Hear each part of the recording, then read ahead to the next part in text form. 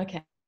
Hi guys, Harry from Holistic Health Harry and Alkalized to Realize talk show. Today I'm joined with a very special guest, Madhurmi, who I have known on Facebook friends. We've been friends for a while, and I've seen you around doing aged urine and talking about that stuff. Camera's gone. But recently we've come to know each other at a much more deeper level, and we're going to get to know each other much more because we're doing something which perhaps we'll get into at a later point. So having said all that, that was quite a long intro, I apologise. Madhurmi, can we start with how you became interested in health and how you got into this health community? How did you find yourself here? Okay. So to begin with, it's Madhurima. Madhurima, sorry, I apologize. Okay, it's fine. So, how did I get interested in health and into this community? So those are, for me, they're two different questions, as we were just kind of mentioning earlier. So I got interested in health when my daughter, who's now 15, was a year and a half, two. And as I was just telling you, it was through a series of book readings that I just started kind of waking up to realities, to what was the real world out there, and not what I had always just accepted as this is the world and this is how it's working, and why don't I really feel like I fit into this world. So that was 12, 13 years ago, and at that time I suddenly went from just regular grocery shopping to organics to vegetarian, vegan, raw. She and I both became raw for a few months, and so that was fun. It was like a whole progression, and I discovered that I could have my own vegetable garden, and I just got really interested in everything to do with health, and also really interested in spirituality, I guess, in energetics, in the energy world, which I didn't really have any kind of connection with before that. So then recently, last December, a year ago, I had a problem with a tooth. It was a problem that was always kind of coming back, and I haven't seen a dentist in maybe 10 or 15 years. Wow. Yeah, like I don't remember, maybe more. And I've always had really healthy teeth, but this tooth has been an issue over the last couple of years. And so I was just eating a lot of greens, a lot of kale, and doing a lot of coconut oil pulling. And yeah, and so that was really great, but I got sick of coconut oil pulling. I just couldn't pull coconut oil anymore. And so the problem came back, because it's not always there. It comes and goes. And I had a lover about 17 years ago who drank his first urine of the morning. Nice. And I never really paid much attention to that. He just did his thing, and he was incredibly beautiful, and so that was all I needed to know. And for some reason I thought maybe instead of doing coconut oil pulling, I could try using my urine. Yeah. And so I Googled it, and I realized that yes, I can do some pulling with my urine instead of using coconut oil, and that's how I started. And maybe a couple of years ago, I had decided I was going to try drinking it, but I was taking what do you call it? Plants that are soaked in alcohol for essential oils. They're not essential oils. Something similar. Anyway, I was taking these plants in alcohol kind of as a medication, and because of that, my urine was like really strong tasting, and so it was awful. So I put that to the side and I never went back to it. Anyway, so in December, I realized that it didn't taste that bad, and I realized that I could maybe start sipping it, and I just started drinking it like that. And very quickly I started doing enemas, massages, and that was incredible. And so I haven't stopped. I haven't gone back. Right, that's interesting. 17 years ago. We have an unstable. Yeah, this keep playing. It did keep playing up a second ago, but I heard what you said, even though visually. So 17 years ago was your first tryout, and then like last year, you've just gone insane with like all the protocols and the development in your use of this substance. Yeah, so no, I didn't try it 17 years ago. I met the existence of Shivambu Oh, okay. Sorry, you 17, met him. but I didn't try You it. hadn't oil pulled. You hadn't urine pulled at that point. No. No, no, no, no, no. That Oh, was last year. Yeah. okay. So that's really crazy. What made you do it all of a sudden last year? Was there some kind of another piece of information to the puzzle? Was your intuition going off, or? Intuition, I guess. It was just the call, like just Mm, follow the call and stay away from the dentists and doctors, mm. and just do what feels good. I guess I wasn't afraid of my urine. I knew it wasn't a bad thing. So Yeah, that's kind of yeah. counterintuitive because So you so it's great.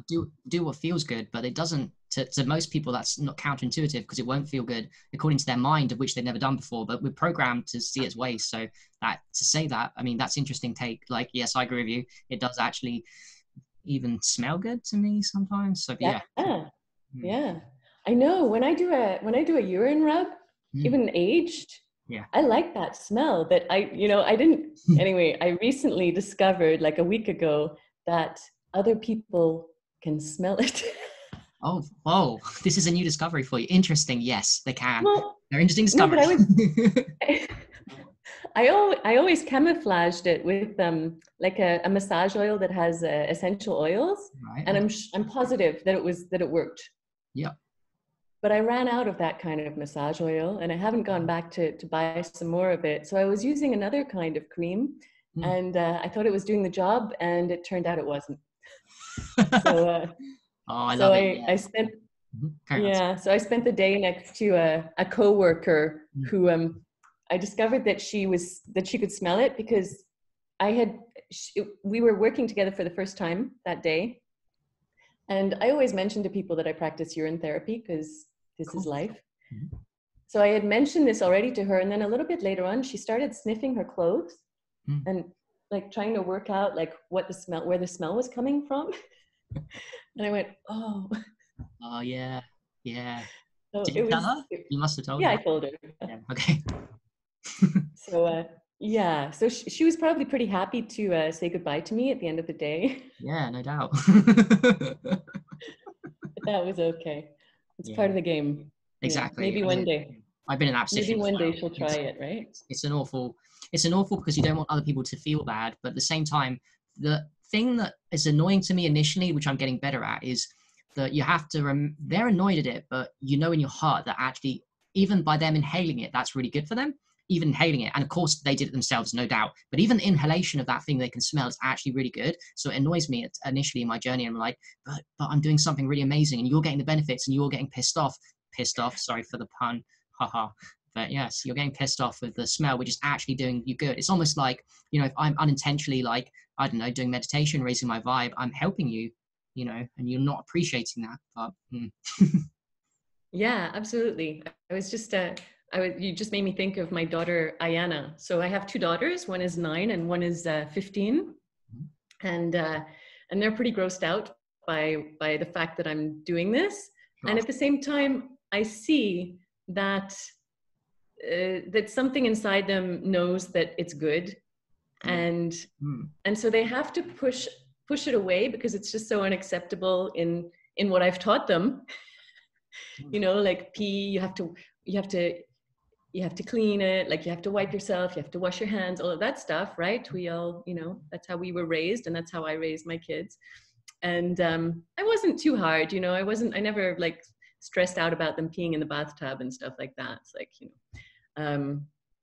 but anyway, so they push it away, but I know that they're kind of proud of it also, like whether it's fasting or fruitarianism or stuff like that. They see me doing it, and if I do something, if I stop fasting ahead of time, or if I start eating junk food or something, like I see they get a little bit upset about it. yeah, So it's cute. yeah. That's But very.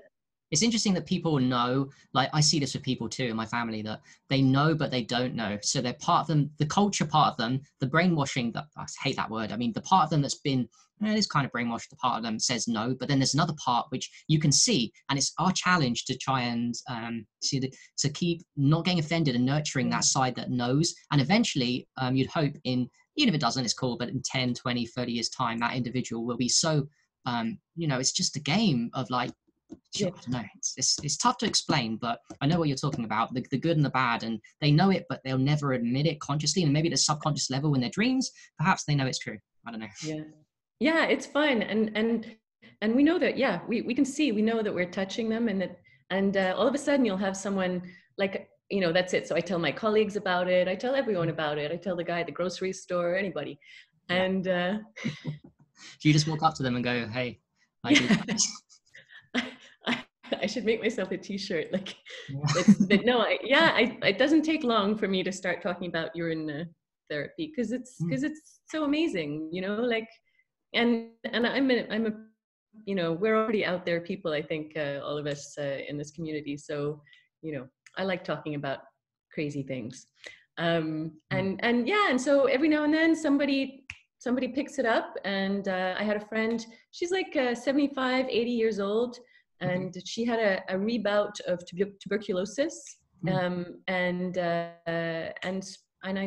we talked about urine therapy, and she started sniffing it. That's how she does. That's how she uses it. Neti pot every morning. It's like, that's her discipline now. And she healed her tuberculosis. That's a hard word for me to say. It's hard anyway. And so that was beautiful. And it goes with the skin. Was it a skin disease? Is that correct? Skin tuberculosis? Was it? Tuberculosis is like a cough that never goes away, and it can become like, it's quite a big problem. TB, TB, I've heard people dying of that stuff. It used to be a massive. Yeah, exactly. Yeah, it's a little bit like somewhat similar to pneumonia. It goes into the bronchioles and all of this. So that was amazing.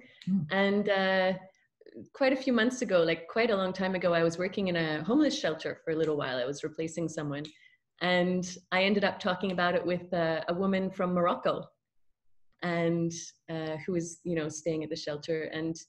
And she said, oh yeah, urine therapy. I used to do that back home with my family. And cool. Yeah, so that was really nice. And then I had a client I was working with one day from Mongolia, and it was the same thing.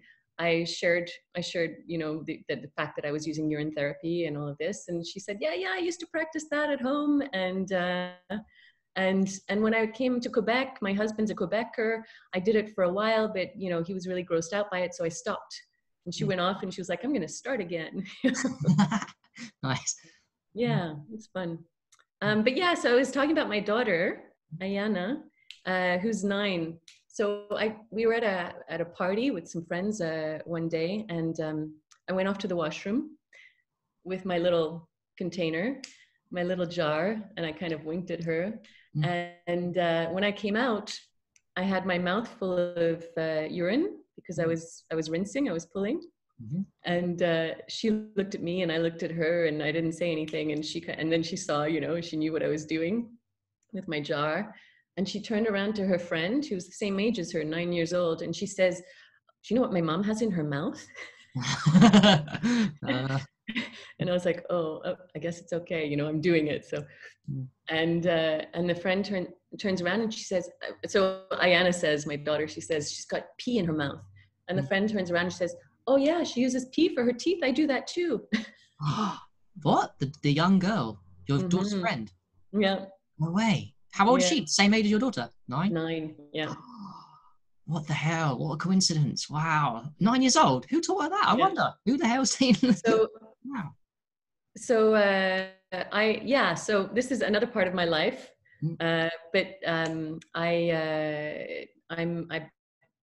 I have a spiritual teacher, we can put it that way.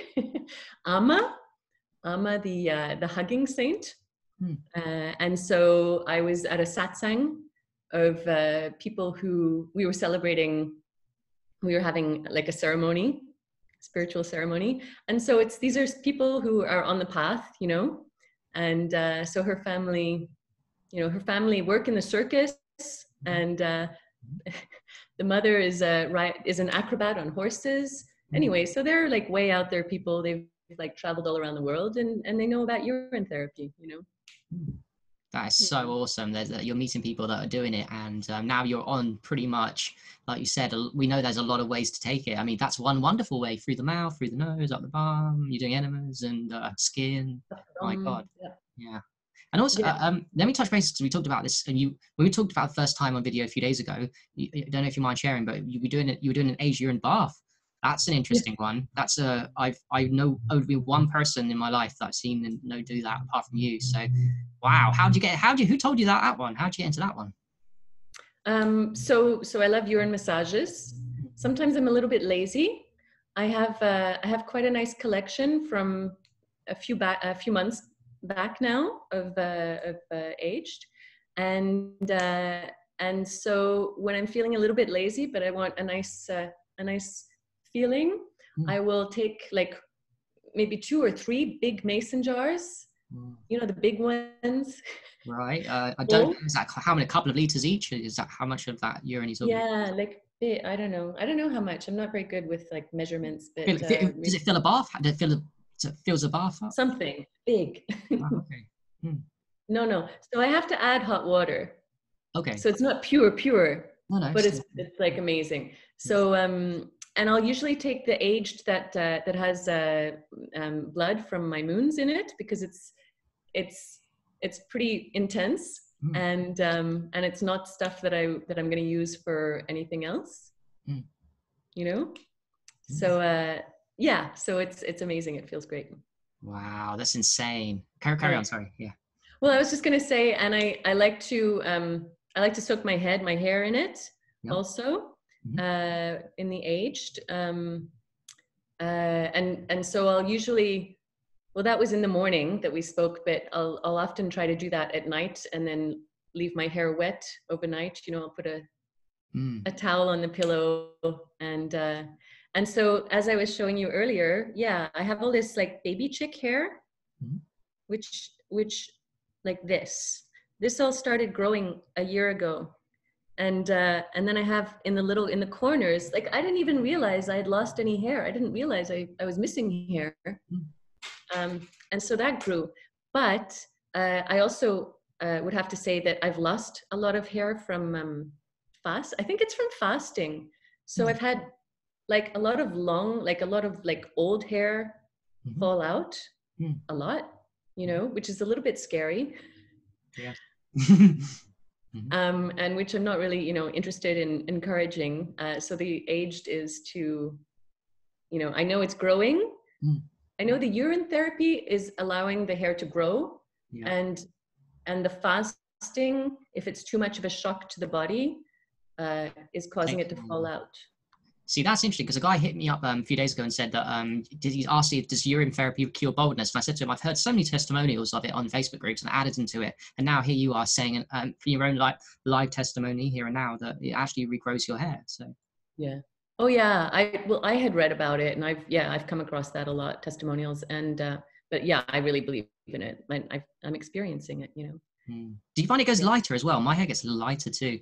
It gets like brownie instead of dark when I get that stuff on my hair. Changes color. I haven't noticed that. I haven't. I have noticed that, you know, I still have some white hairs, so I'll have to keep working at it. Definitely. Like, to me, it's the ultimate conditioner shampoo. So beautiful and so smooth and fine textured, and like we don't really need poison shampoos and conditioners. We got our own stuff. Do you ever use shampoo anymore? No, no. So, no. I do. I use normal soap, special soap, like essential soap, but I don't use those. Yeah. Okay. Yeah, because I found that it does. The smell stays like a little bit too much. Well, you have short hair, so maybe it doesn't matter so much. But, you know, if your hair. Sorry, I don't use fresh urine because I know that the aged leaves a smell on me. So I don't. I don't do what you're doing. The aged. Yeah. Well, that's what I was just thinking the other day, was when that colleague of mine started smelling her clothes. It was aged that I had used. And so I was just thinking about that this morning. I was thinking, okay, I'm just going to go back to using fresh for massaging. And if I want to keep it in my hair, because that's fine. you know. Exactly. A little tip for you, for people watching as well. Apparently, if you do the urine massaging, you massage over it, fresh urine, over the areas, like rub it in, and then or distilled water, I think would work too. And then just do some essential oils. The fresh urine takes away 80% of the smell. So or distilled Oh, water, rub distilled water and fresh urine over the top of every area that you put the urine massaging, and it takes away most of it. I haven't tried that, but I reckon that's true. That's yeah. mm, Have to try that. Okay, that'll be a good one. Uh-huh. mm. Cool. Yeah, I mentioned also that I just wanted to like touch on parasites. Yes, please. Yes. What is your So opinion of parasites? Are they good or are they bad? Or are they a bit of both? that's a really good question. Yeah. Are they necessary? Could they possibly good? Are they dark forces? Are they just part of our microbiome? Are we need them? Are they good, bad ones? Are there too many of them? How do we get rid of them? Do we need to get rid of them? Mm-hmm. I'm open-minded. I've got my own Mm-hmm. opinions, but what's yours? I want to hear them. No, you go first. Yeah. Okay, so yeah. Well, first I have to share with you the fact that my father is a parasitologist. Cool. Okay. Yeah, yeah. Somebody has to be, you know, I guess. That's my dad. So we've had incredibly interesting debates over the last, 13 years, pretty much since I went into like alternative health, because his research, he works at a university, he's spent his whole life in academia, and so his research has basically always been financed by pharmaceutical companies. So it's like the other side of the spectrum, right? Yeah. And so when I started mentioning urine therapy, that was the limit. Would he say that there's a lot of was he saying there's lots of I don't know. There's a lot of parasites in urine. Is that what he's saying? He would be saying. No, he wasn't talking about parasites in urine. He recognizes that urine is sterile as it comes out of the body. But for him, then as soon as it's out of the body, it's contaminated. You know, it's like nasty stuff, right? It's full of, I mean, the academics, and you can't generalize because there are a whole bunch of really cool academics who are like open to the alternative world and who are trying to, you know, gently and not so gently open up the doors of the academics, of the academic world. But anyway, he's not one of those. So no, for him, it's just something, it's pretty foul, you know. It's yeah. So, but what was interesting was I've actually mentioned this to you quite a long time ago, Harry. I have a parasite in my nose. Oh, I can't remember. Really? You have a parasite in your nose? Okay. Yeah, I have a parasite in my nose, and it might be leishmaniosis. I know, it's kind of gross. Good thing we can't see it. Good thing we can't see it, mate. Yeah, like a little worm coming out every now and then. But so there'll be like a little red area on my nose, on the outside, on the skin, and on the inside it can become very painful, like quite sensitive on the inside of the nostril. And so, you know, several years ago, I went to see a whole bunch of doctors about it. I went to see a tropical disease specialist and a dermatologist, and I've seen a couple of dermatologists and an eye, throat, and nose specialist. Anyway, they're not all useless, but these guys were. There was nothing they could understand or do, or I even had tests done, and you know, I had one or two, I don't know. Anyway, I'm pretty sure that it's leishmaniosis. And it's just a name. It's just a word, really. And so it's always been around, and I've worked on it in different ways with energy work and all sorts of things. I've seen healers about it. It comes back. It's very powerful. But with the urine therapy and with the fruitarian diet, it's like, it's not there. Did you kill it? It's not dead yet, but I know it's on its way out, you know. Very interesting. So you're down to urine with the diet. So diet was one power, then you added double power. And were you massaging over this area externally or just doing normal drinking? Yeah, I'll put urine on the outside of my nose. And then I also drink urine through my nose. Oh. And I'll mix it like aged and fresh, you know, Yeah. kind of half and half or whatever feels good. That's so interesting to me, the power of that, but also like in a freaky way, the fact that it's not even dead yet, because to me, you're applying two of the most powerful forces in the universe, a good diet, but the aged urine on top of that, and it's still not dead yet. So that's making me think, I don't know, it's just my opinion, that these things are really hard to kill. It's just my opinion from, like. Yeah, I think so. I think they want to stick around, and they've found some good spots in our bodies, and they're happy, you know. Like, we don't have anywhere else to go. Right. It's very unusual. So it's the same.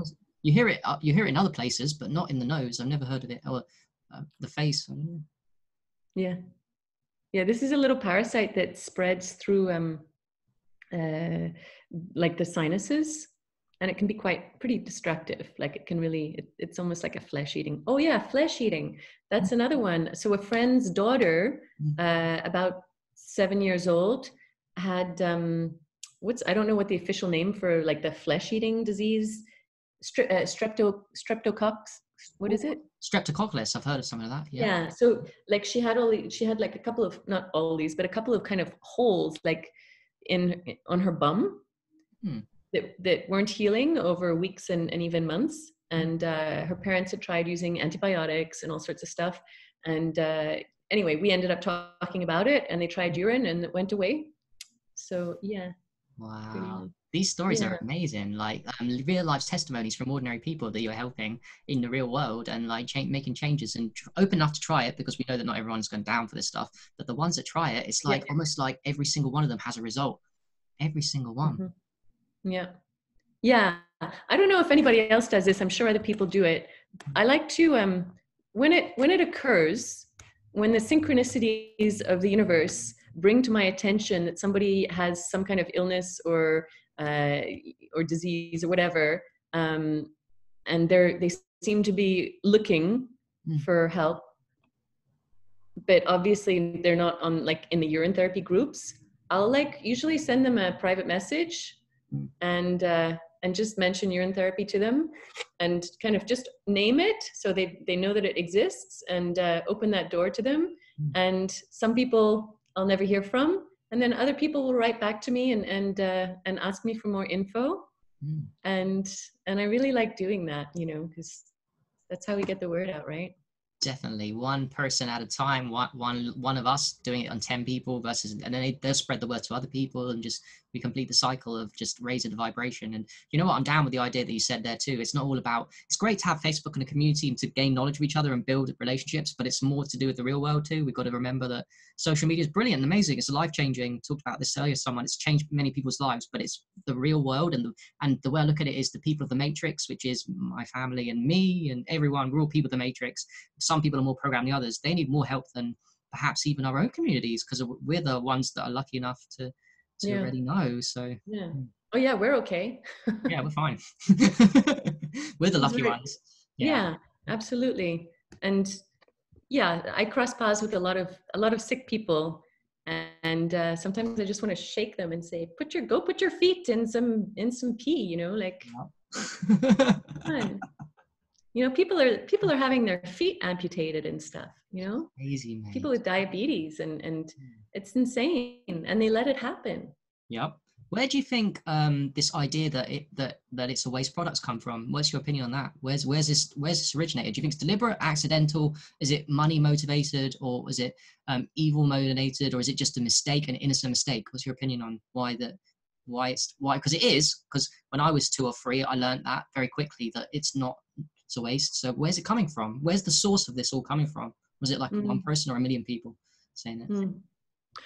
Okay, so I believe in like conspiracy theory, and you know, I did a lot of, when I first kind of opened up to this other universe, I did a lot of research in all of that, and I learned, you know, I understood 9/11 in the, like the other way, the other perspective, and anything like, and I tend to go and to look at the sources of where information is coming from a lot. To me, that's really important. And I see that in our groups, that people sometimes they post, you know, things that they come across that looks like conspiracy theory, and in actual fact, it's not. You know, you have to be careful. You have to be careful about the word that you're spreading, and you have to really go dig deep to find where the sources are coming from, because sometimes, you know, it's like the Greta Thunberg. Personally, I think she's a good girl. I think she's great, and of course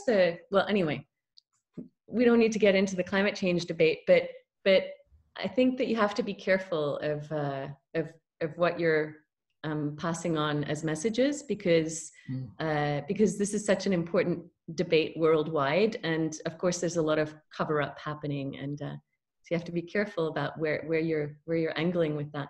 But so for your question, I do believe in that dark world, and I love this question. And in what's that family? The Rothschild family. All of that, like, right? I once wrote this little book, and when I was writing it, I thought I had to explain that dark side. In the beginning of my book, I thought I had to go into explanations about this dark side before I could turn to the light, you know. And so I started doing more research and going really in depth, and I got completely lost in what I was writing about, and I didn't know what my intention was anymore. I didn't know where I was going with my writing. And I remember, like, I was like in this Rothschild website, and the energies were like, it was just dark, and it was nasty, and I was like entangled in it, you know. And I suddenly realized, like, wait, I don't need to be here, and I don't need to explain or know. Like, I need to know, but I don't need to share it. You don't need to get lost. I don't want to get lost, and I don't need to bring people into that space in order to help people turn towards the light. Yeah. You know? So that's, to me, that's what's important, is always remembering, like, what's our purpose? And I make that, I mean, I'm definitely not perfect at that, because I make that mistake regularly, you know, I even see it in different Facebook posts I make. Like, I'm not always, you know, turning towards the light all the time, or sometimes I like go, you know, but the goal is to spread the light, right? Yeah. And so, yes, we need to be aware, but I believe that the most important thing we can do is just to keep raising our vibrations, and help other people raise their vibrations. And this is how we change the world, you know. Exactly. Like, just keep shifting up and focusing. We have the news, the radio, the newspapers, the internet. We have all of that to put the focus on murders and all the nasty stuff. That, and, you know, the proportions are not really expressed fairly, I think. But there's so much beauty and so many incredible people doing all sorts of wonderful things with their days. And that's all we need to do, is to look at that, you know. Thank you so much for saying that. I concur with you, because I've been down there. I got lost a little bit, and I'm not perfect now, but I've learned from my mistakes of going down there in the darkness and actually becoming depressed and not myself. And yes, it was the reality of life, but it didn't serve me. And now I'm at a place where I don't have to try. I'm so obsessed with experiments and helping people that actually I can't relate to anybody, even though it was me. I try and push people away, and I will unfortunately delete and block people. And I say, I'm sorry, brother. It happened to me a few days ago. I'm sorry, brother. I was a post on transcendental meditation and Cameron Diaz. And yes, Cameron Diaz might be a man, but he didn't just say that as a joke. He kept on and posted like 20 videos. I said, sorry, brother. I've watched you around Facebook for far too long. You're staying in the darkness. That's all you post about. You don't post anything positive. I'm posting about transcendental meditation. You're telling me it's from the demon. So I block them and let them get on with their lives and carry on doing my work. Yeah. That's it, because we have to choose where we put the energy, right? All the time. Yeah. And I do feel that these people have a role to play, but it's not a role that I can cope with without getting depressed. So if they can handle it, well done to you. You're a stronger person than me. I can't handle it. My psychology doesn't allow me to take on too much of that energy. So I can't. So that's not my purpose. That might be your purpose. And we actually do need them. We do need these people to go down there. And ultimately, I think we need them to get depressed and stuff, because they're the ones that give us the greatest and best information, the ones that go too far down the rabbit hole. So we need them, but I just not for me. Yeah. I think gratitude. Absolutely. definitely. Yeah. The Trumps of the world are all, they're dark angels, and yes. I think so. I think so, Yeah. definitely. Yeah. Okay, so where do you want to go now? Do you want to talk about book reading a little bit? Like you said at the beginning that you started reading books, and I love reading books. So yeah. Okay, so I read very few books, unfortunately, now. I say unfortunately, but these are my choices, right? I guess. I still, when I do read a book, I really enjoy it. I've been reading the Hilton Hotema. Is that his name? Yeah. Yeah, which one? Man's Search for Meaning? Man's High Yeah. Higher consciousness. Yeah, I mean, High Consciousness. Yeah, there we go. Yeah, yeah, sorry. Yeah, yeah. Mhm. it's a great book. I've been reading it. I've had it for a couple of months now. Mm. It's not that big. It's like a very thin book. Yeah. But I just don't take the time. I guess I get most of my information just on like quick, or too much time on Facebook, and then quick researches. I get what I need, and then my heart tells me what works for me, what doesn't, what I need, and what I don't. So the theory, I can leave that to you. I can leave it to other people who are like, and I find that men are much more theoretical and good at all of that stuff than women. Women, we're more in our hearts, more intuitive, and more, like feeling. I mean, that's big generalizations, and we all have, That's true. I think that's very true. Like, yeah, it really is. Yeah.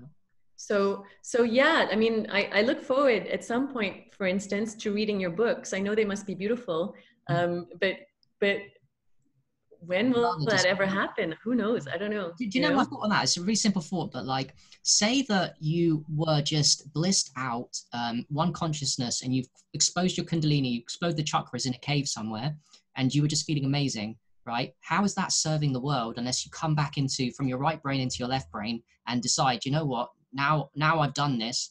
Now my mission is to serve other people. So that's where I look at where the logical analytical comes into it, because people like different things. How do I hook people into something? Like, say I'm really happy and I'm also maybe like you and I'm intuitive, just chill, don't really want to research, but how do I hook people in on that emotion that I'm feeling inside my brain about somehow getting to them with, okay, here's 50% improvement on this if you do this thing, or 20% on this. So it works for my personality and many people's, but also it works because it appeals to people's. We have to look at different ways. There's always so many different ways of getting people into it, and people like science, people like experience. But yeah, that's my opinion on it.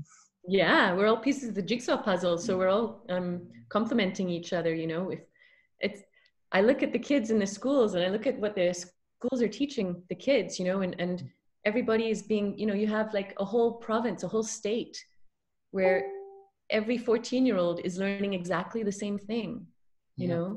I mean, that doesn't make any sense, because all of these kids are completely different one from the other and have different gifts to offer society.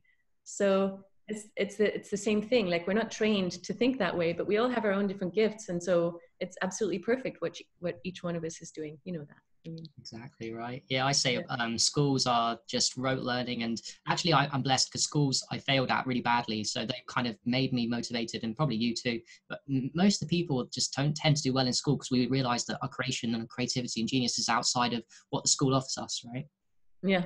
Did you? I've been curious about that actually, Harry. What have you done school-wise? What is your to cut a long story short, I was really doing really well at school. At 14, 15, I was acing my GCSEs, which is a school exam, 14, 15. I was on course to be a doctor. Literally, this is what my parents wanted for me because my dad's Indian. So I was going to be a doctor. Got it. Yeah, I was, but my God, look how far we've come. I was going to be a doctor of all the things in the world I could be. And anyway, the year afterwards, I started having emotional problems, social problems with people. I still struggle now socially, but I'm getting a lot better. But it put me inside my head, and I couldn't study on exams because I became egotistical as a result of these issues that I was having, just like me. And it ruined my self-esteem, and I ruined my A-levels, and I went to uni doing not a doctor, it was something a lot lower. But even that, I couldn't do because I was too scared to go. I was literally too scared to go and meet people and talk to people in the university. So I hid in my room with the curtains closed for 2 years, making my social anxiety 10 times worse than it already was. And I went and failed university twice with a year out. And that point, when I came out, second year uni failed, came back home, was young boy. And I literally in my head, I was thinking, okay, I'm super weird. I don't know how to socialize. I'm scared of going out the shops and buying stuff.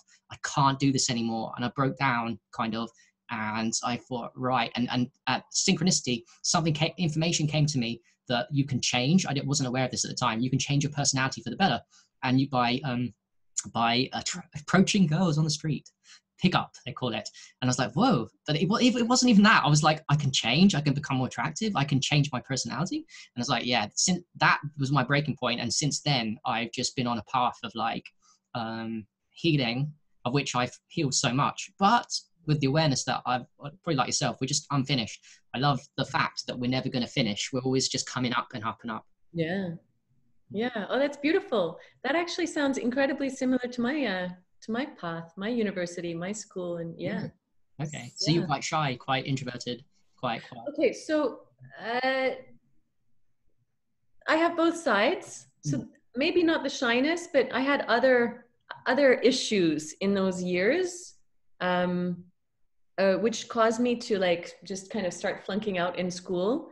And so I thought I was headed towards medicine and all of that. And in the end, so I missed out on, I failed a bunch of the science courses. So I couldn't get into the, all of that. I ended up going and studying or starting a degree in English literature in a French university. That's what my grades got me into. It was good. It was interesting.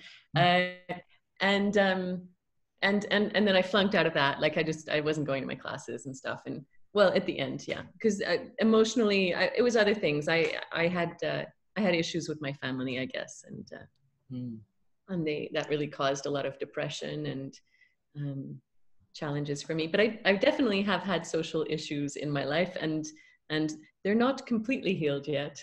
So, yeah. I mean, I think you're very socially intuitive, actually. I can tell you're a very emotionally aware person. I mean, I know it comes with age, don't get me wrong, but I'm not big you up either, but I can tell you're very much more socially intelligent, emotionally intelligent than the average 44-year-old. So yeah, there must be something you're doing that you didn't have before, that you've had to work hard at, because people think they're born like this. Some people are, but you probably had to work hard at this, right?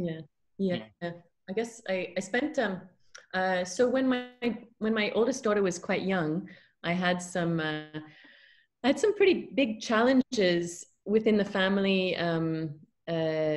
big issues that needed healing, and that's how I connected with the initiatic school that I studied with, if you can call it studying, where I learned rebirthing and things like that. Anyway, that's for another conversation. Yes. But yeah, so I spent a lot of years participating in rebirths, or doing rebirths and receiving energy healing and things like that. And then at the same time, I was accompanying a lot of what do you call them? Workshops. Yeah.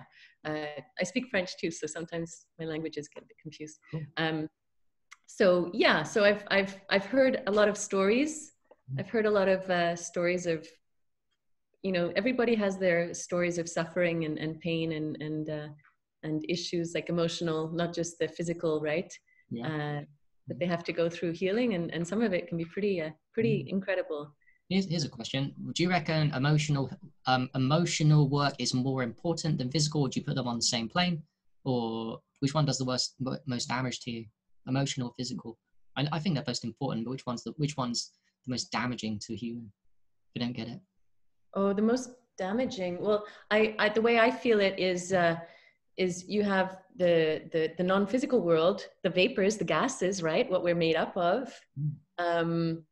And we could say that emotions are more in the gases. They're more, they're non-physical, right? So emotions emotions are what express, disease is the expression of emotion. Yeah. So dis-ease. In French, you say maladie, mal à dire, difficulty to say. That's a maladie, that's illness, disease. And so I think that the physical is just a densification, a crystallization of the non-physical. And so dis-ease is a crystallization of our emotions. I see. So in a way of saying it, you're saying that the non-physical emotional vapors that create the human body are probably more powerfully affecting us because they're the ones that composite the physical. And in a way, physical is easier because that's what we actually are on the surface, whereas the emotions is deeper, right? It's what composites the root of the tree. The root of the tree is the emotions. Yeah. I mean, you have to always work on both sides, on both aspects, I think, as well as the spiritual and the mental, you know. But yeah, so I don't think you can't just work on the emotional because you're going to become imbalanced physically. Like you have to clear out the physical as well. So we have to detox, right? Like rebirthing, there's a lot of detoxification of emotions and things like that. At the same time, it can be good to do some enemas and clear out the intestines and clear out, like, you know, right? Because the intestines, the stomach, that's where we eat our emotions, right? That's where we hold them and where they start to go rotten and smelly and stuff.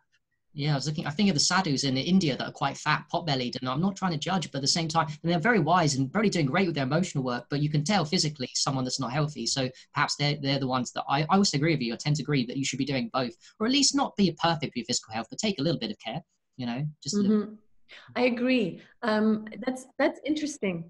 I don't know how we're doing for time. I'm wondering if you're It's up to starting to you. feel It's up like. to you. We can carry on for sure. I'm happy to. Okay, well, you just let me know because I know you have to go and see the sunset. Time.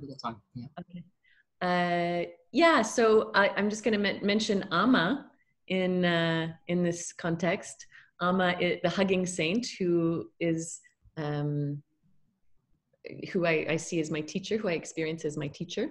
I have many teachers, but she's number one. Anyway, I'm mentioning her because she's quite tubby. She's very little. She's very tubby. She apparently she has diabetes. She experiences a lot of pain at different times, and at the same time, this woman spins around the world. You know, every year she goes to North America, Europe, Africa, Asia, and hugs people. So she hugs thousands of people everywhere she stops in all the cities. So she's hugged, I think it's 32,000 or 36, 36 million, 32 or 36 million people around the world in her life. Whoa. And she's 66 or 67 now. Yeah. So just on a physical level, okay, that, because I can't even fathom what that means. No. But when she starts hugging people, okay, she'll start at like 8 in the evening, and she might finish at 10 or 12 o'clock in the morning the next day. So she might hug people for like 12 or 14 hours straight. Sometimes it can go to 18 hours. Okay, and usually she doesn't drink anything. She doesn't eat anything. She doesn't get up to pee and or poop, obviously. So she's just sitting there. She doesn't even move. Like, she's sitting there. Every now and then somebody will go and give her a massage. Like, you know, not anybody. It's, you know, kind of organized. Like, who's going to... she's sitting there and giving the hugs. Thousands of people. So for her physical body, can you imagine the impact of that many bodies, like, kind of hitting your body in the same places? Because she always puts the heads on the same side, and so sometimes we're asked not to put our arms around her, or to make sure that we put our hands on either side of her, or not to lean on her knee. Can I ask before we carry on, what's the purpose of the hugging, other people hugging her? Is that because she's a saint, they're touching her and getting healing powers? Is that why? That's a really good question. That's her darshan. So the guru, the spiritual teacher, usually has a darshan. And yes, a darshan is how they pass on their essence, the essential teaching, the consciousness, the love. And she's a pretty funky lady, because she's Indian, right? And like, you're Indian too, aren't you? Indian, yes. Yeah. Okay, so you understand how, like, the women are treated in India differently from the men. Yep, so it's unheard of that this single woman, like, what kind of a woman is this? What kind of a person is this, you know, this single woman is like giving hugs to all these men, placing their heads on her breast, you know, and hugging them. And anyway, so she just like took India by storm. Like it's unheard of, you know. Anyway, so that's how she passes on her love. She's the mother. She's the hugging saint. Like that's how she shares the love, you know. And so when you receive a hug with her, I'm laughing now because we started a conversation about urine therapy, and now we're talking. Yeah, we could. It's good though. Yeah, it's good. But so when you receive a hug from her and you walk back and you go sit down to meditate on the floor near her, she kind of zaps you. You get zapped, right?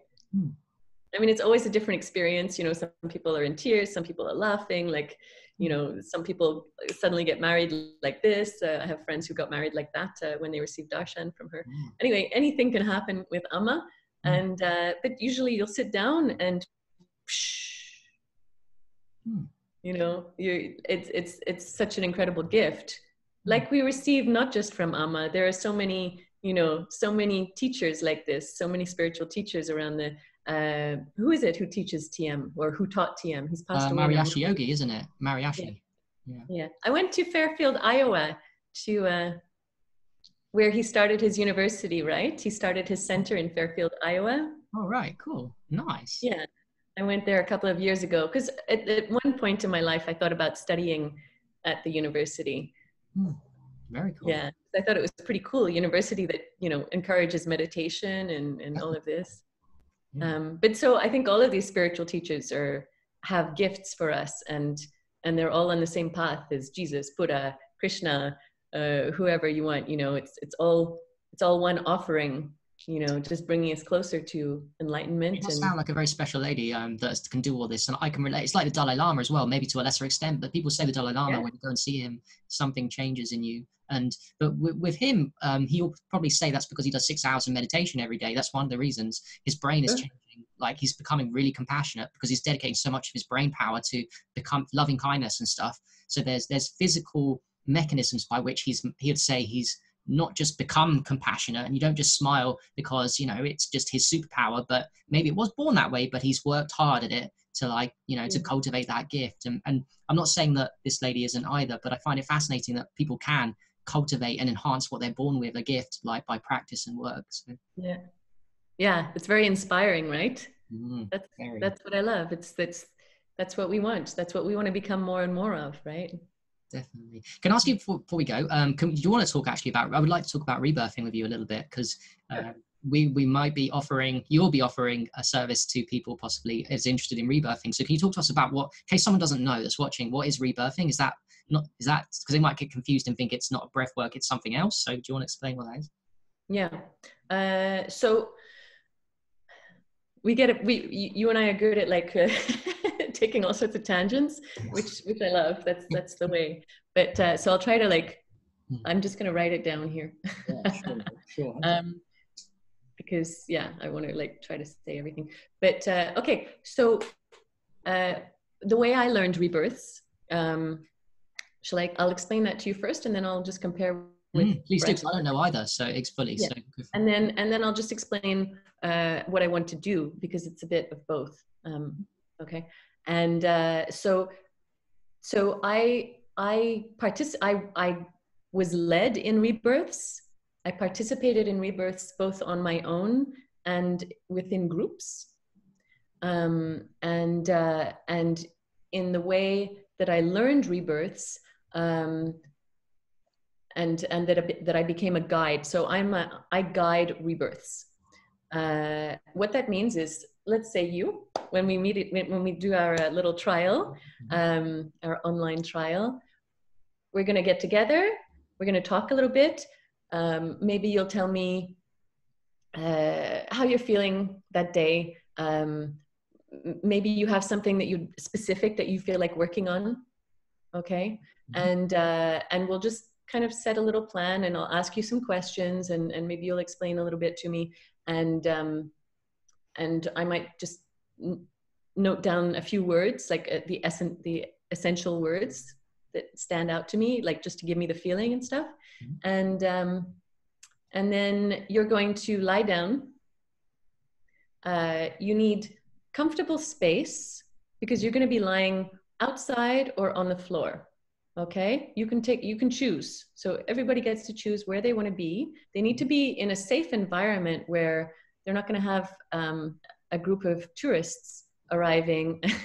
Cool. Okay, so no disturbance. Also, do they need to be by the computer? Bearing in mind we're doing an online one. Do they need to be? Okay, so Yeah. have a computer nearby wherever you are. It might be easier indoors in a closed environment. Create your little bubble, and so you're going to start breathing. It was interesting because the video that you showed is a little bit different. So that's more. It's a little bit different. See, there are different techniques. There are different ways that bring similar states and similar places, and it doesn't really matter to me, like the different schools and all of this.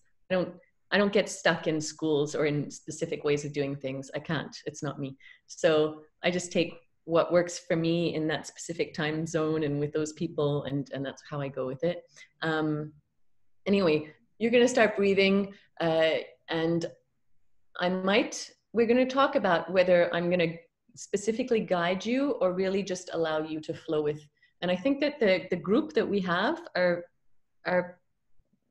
self-healers and probably don't need too much guidance. So I might just throw in a few words here and there. Really, it's the group dynamic. It's the, and just the,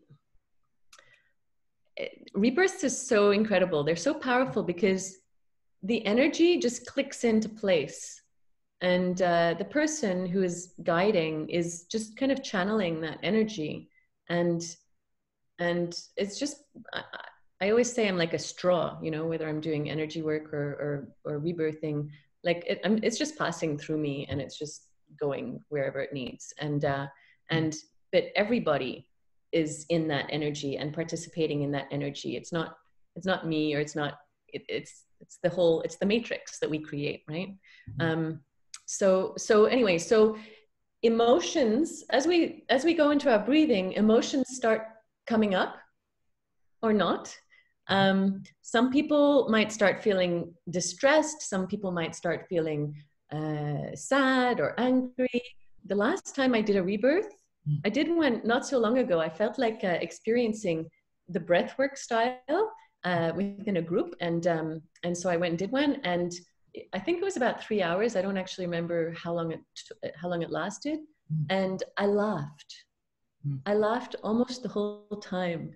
It was amazing. It's happened to me a few times, but sometimes you're like so angry and you just have to hit cushions and stuff. But this time I was just laughing. It was amazing.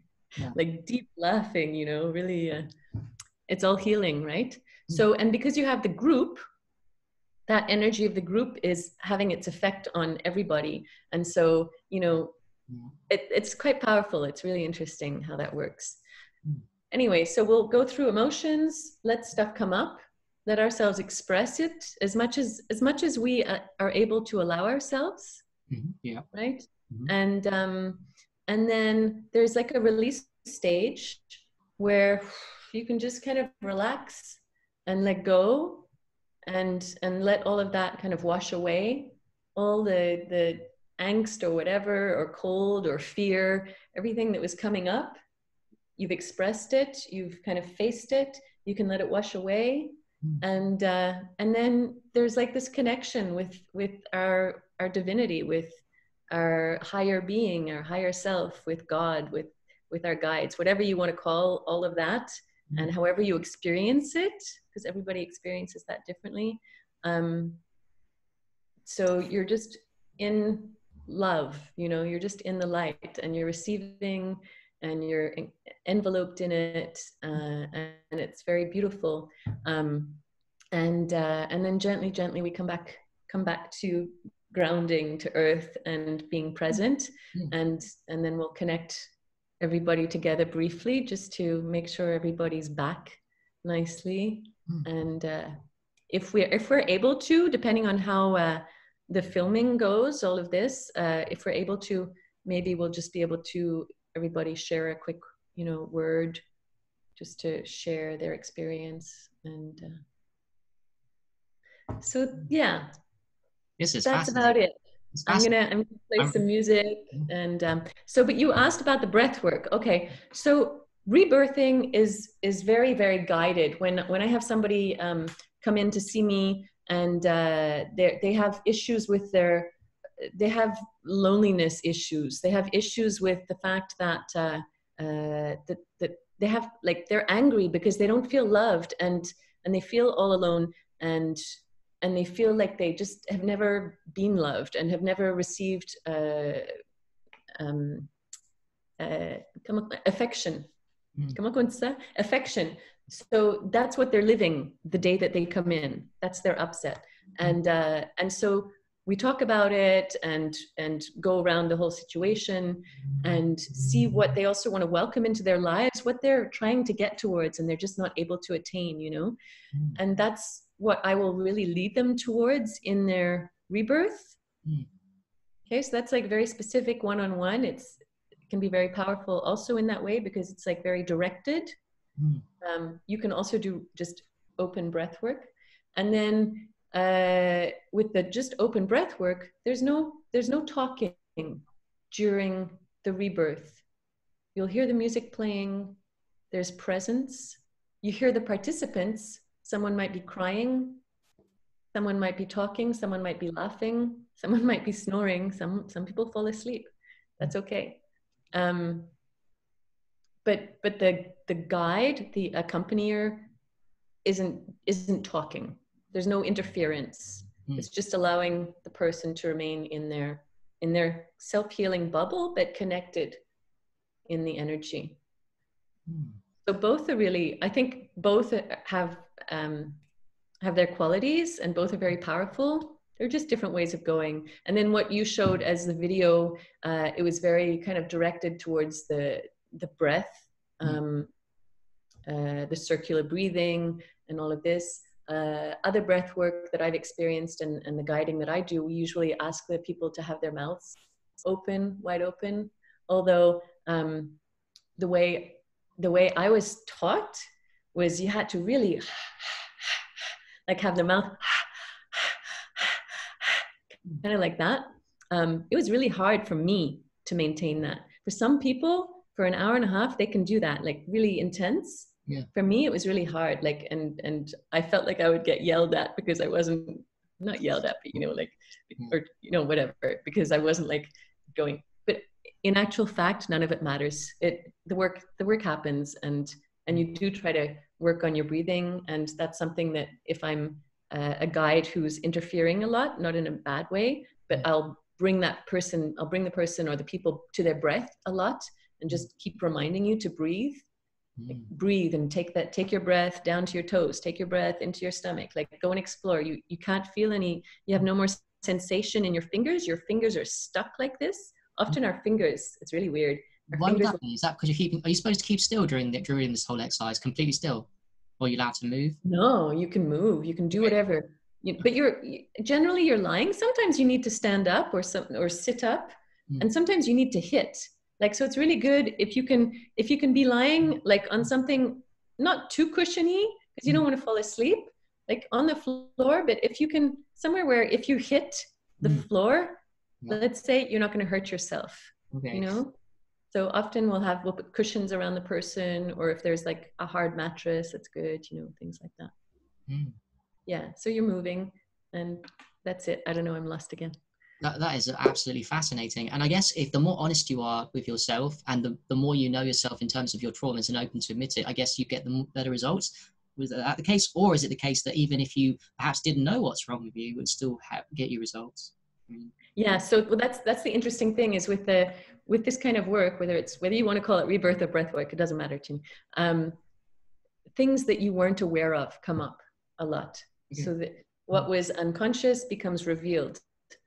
And in any kind of healing work, I think we can only work at any time on what is ripe, on what is ready to be healed. So we're like onions, right? So there are layers and layers, and even even things that we think we've taken care of, like that we think were old issues and that weren't there anymore, they'll come back. Eh? Oh, interesting. Okay.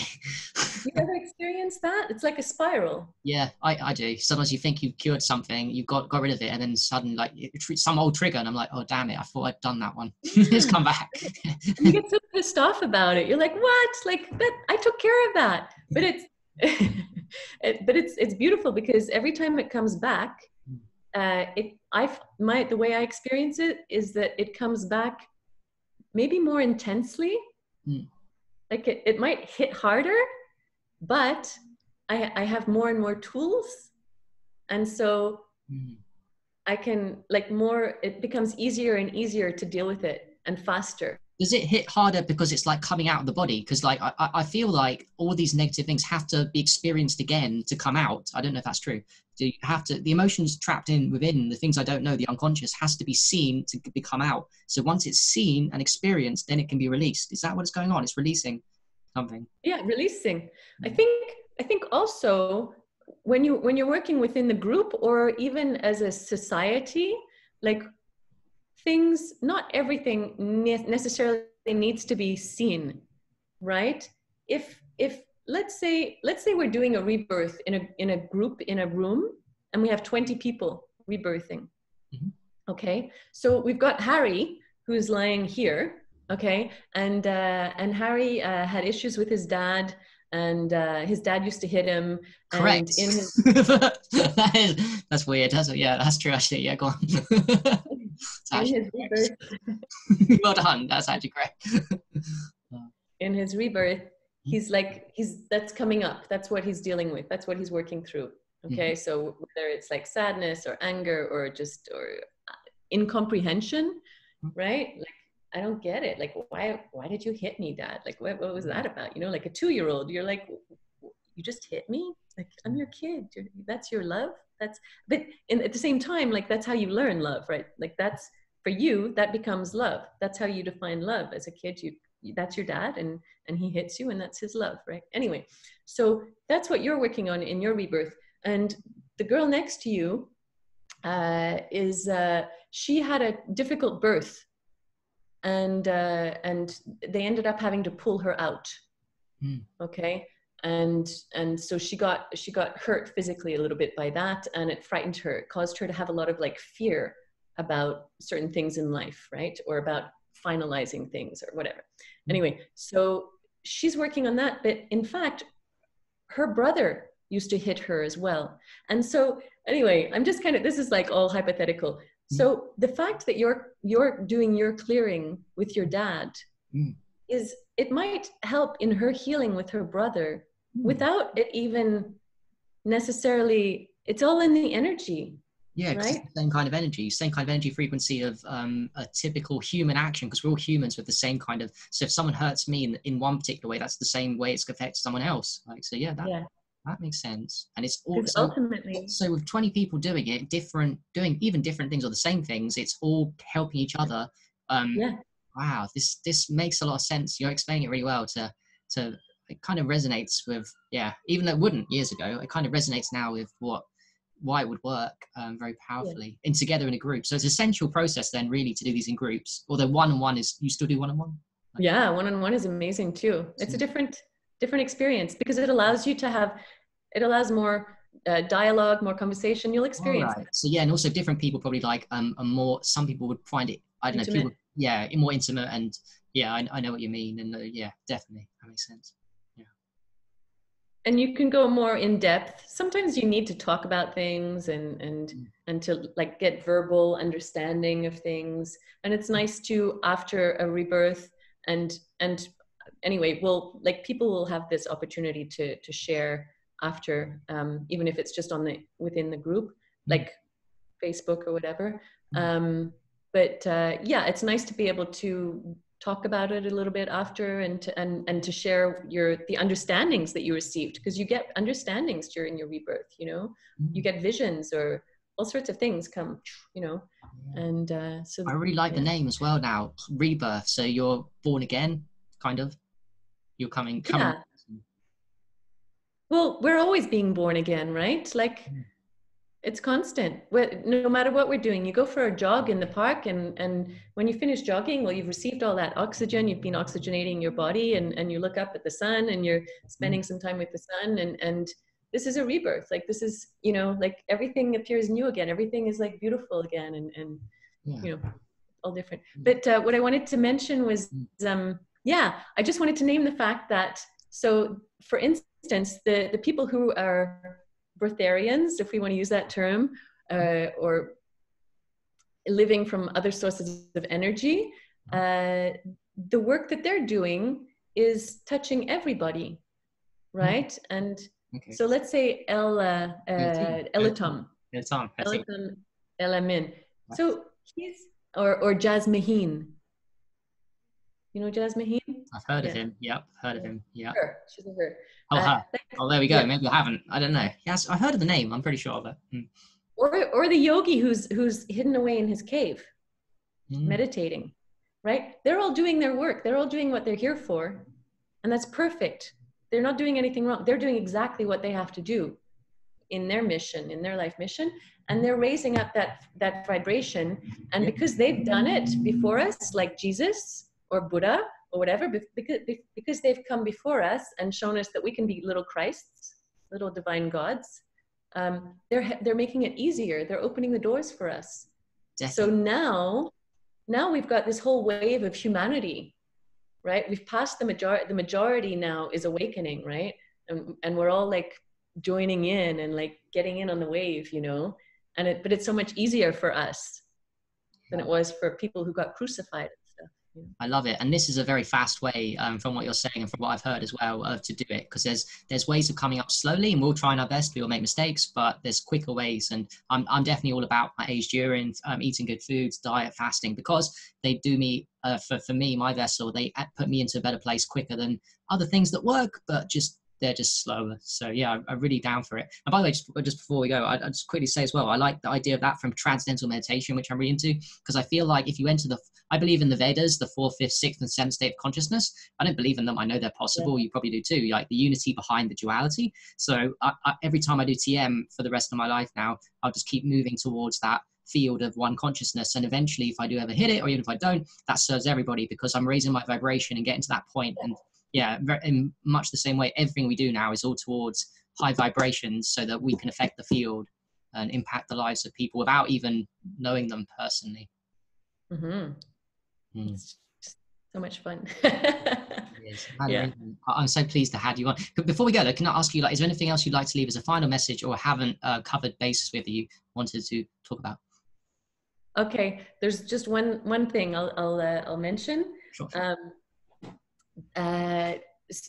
In our society, we come across that kind of grouping, like we're UTers, or we're raw foodies, or all of this, or this is the way to do it, or aged urine is good, no, aged urine is bad, all of this. Jesus was a great guy, no, Jesus never existed.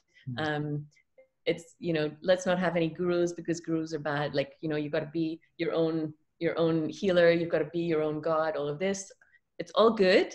So I think this is like the one thing that that has been coming up for me a lot recently. You know, I worked a lot in like kind of Christ Essenian energies, and I'm really into Amma, which you know, Amma grew up in Hinduism, so a lot of the singing that you hear with Amma is from Indian languages, and refers to Hindu gods and things like that.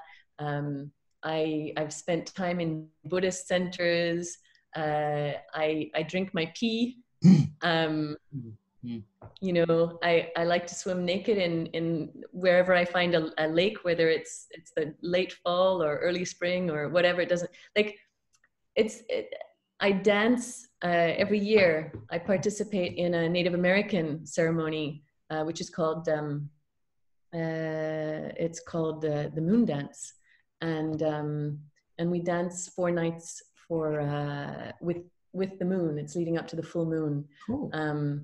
And so you dance from sunset to sunrise, and before and after you have a sweat lodge, and you have the grandmothers teaching, giving teachings in the afternoons, and so you're outdoors and you're dancing with the moon. It's very, you know, it's like kind of, it's, if you were above, if you were, you know, the enlightened beings looking down at us from above, you would be seeing like moving crop circles. Okay. Oh, cool. Kind of like formations like that. Anyway, it's incredibly beautiful and powerful and amazing, and it's all to say that, you know, the grandmothers have their teachings, and the grandfathers, and the sun and the moon and the earth and the animals, and there are enlightened beings walking the earth who have so much love and so much light that they're a gift to us, you know, and we're little Christs ourselves. Yeah. We're gods, you know, we're the divine, and that's what we're waking up to, and so none of it matters in terms of the way we go about it and the way our neighbor goes about it. It's all just like sharing in the excitement of this moment of just loving it, you know. And I think that's what I've really been getting recently is that we're one temple, you know. Doesn't matter how it's done. We're all priestesses and priests, and we're learning together, and it's beautiful. That's a very exciting stage of your journey, which I just tapped into, but obviously it's going to come in cycles. So yes, I think that's the reason what we all want to get to ultimately. That's why we're here, to get to that place in our minds where we know that, we're all unified, but not logically, to emotionally feel it as much as possible, because that's just the realities of the way that life is, and we're all doing it, and it's all higher purpose. And like I said, life's a game, a dance, nothing's to be taken serious. Don't judge people, don't put people in a box. Everyone's trying their best. Always that saying, like, everyone's got a hard battle to fight, so don't judge them. And it's all true, and we know this, but the challenge is to be that place where you're coming to now and learning. And I'm sure you're not finished with that, but yeah, it's very exciting for us to come up. All right. Nice one, Harry. Yeah, so thank you, Madhurima. I got your name right? Madhurima. That has been awesome, and I hope people watching this are going to enjoy it, and also that rebirthing, by the time this airs, will be a few weeks, it will be coming up with the rebirthing. So if you're watching this and interested, just message me or Madhurima, and we'll fix that up. And yeah, I'm looking forward to working with you more, and thank you very much for sharing your story with us today. Appreciate your time. Okay, thank you, Harry.